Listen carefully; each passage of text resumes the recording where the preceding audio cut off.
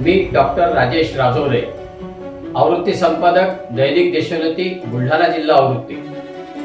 सरळ मध्ये आपले हार्दिक स्वागत आहे. आपला आजचा विषय मुस्लिमांबाबत जगाचा बदलता दृष्टिकोन असा आहे. मजहब के नाम पर जब दीवारें खड़ी हो जाती है, मजहब के नाम पर जब दीवारें खड़ी हो जाती है, इंसानियत की राहें अक्सर छोटी पड़ जाती है. इंसानियत की राहें अक्सर छोटी पड़ जाती है. भारतात 2014 पासून भारतीय जनता पक्षाचे सरकार सत्तेवर आल्यानंतर अनेक सामाजिक आणि राजकीय प्रश्नांकडे हिंदू मुस्लिम दृष्टिकोनातून पाहिले जात असल्याची चर्चा वाढली आहे.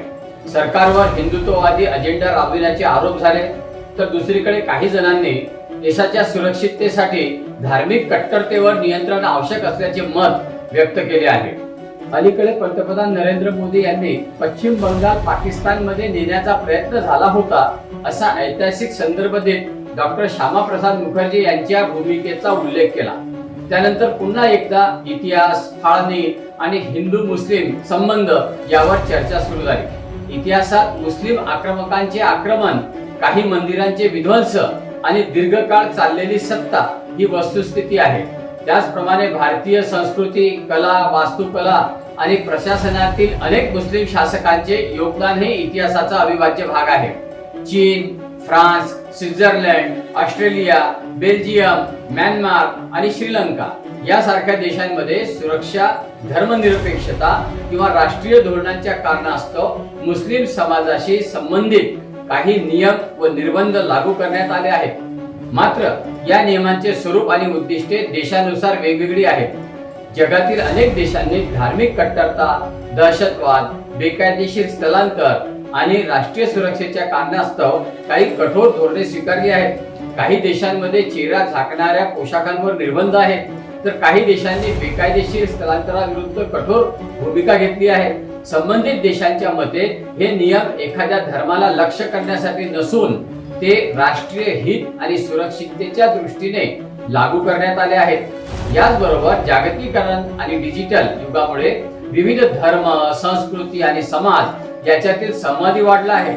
त्यामुळे एका बाजूला कट्टरते विरोधात कठोर भूमिका घेण्याची मागणी होत असताना दुसऱ्या बाजूला धार्मिक सहिष्णुता, मानवी हक्क आणि सामाजिक समावेशकता यांचे महत्त्वही अधोरेखित केले जात आहे.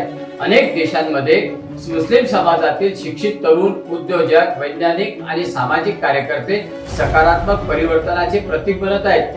भारतातील मुस्लिमांवर विशेष राष्ट्रीय स्तरावरील धार्मिक बंदी नाही, मात्र काही राज्यांमध्ये गोहत्या, धर्मांतर, धार्मिक मिरवणुका आणि कायदा सुव्यवस्थेशी संबंधित नियम सर्व नागरिकांवर लागू होतात.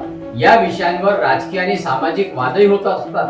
भारतात बांगलादेशी घुसखोरी, रोहिंग्या, निर्वासित आणि सीमा सुरक्षा यांच्यासारख्या प्रश्नांवर कठोर भूमिका घेण्यात आली आहे. त्याच वेळी भारतीय संविधानाने सर्व धर्मांना समान अधिकार दिले आहेत. त्यामुळे कायद्याचा आधार धर्म नसून नागरिकत्व, संविधान आणि राष्ट्रीय हित असावे अशी अपेक्षा व्यक्त केली जाते.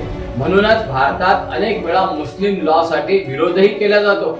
मुस्लिम समाजाच्या संदर्भात शिक्षण, रोजगार, महिलांचे सक्षमीकरण आणि मुख्य प्रवाहातील सहभाग याबाबत अनेक प्रश्न उपस्थित केले जातात.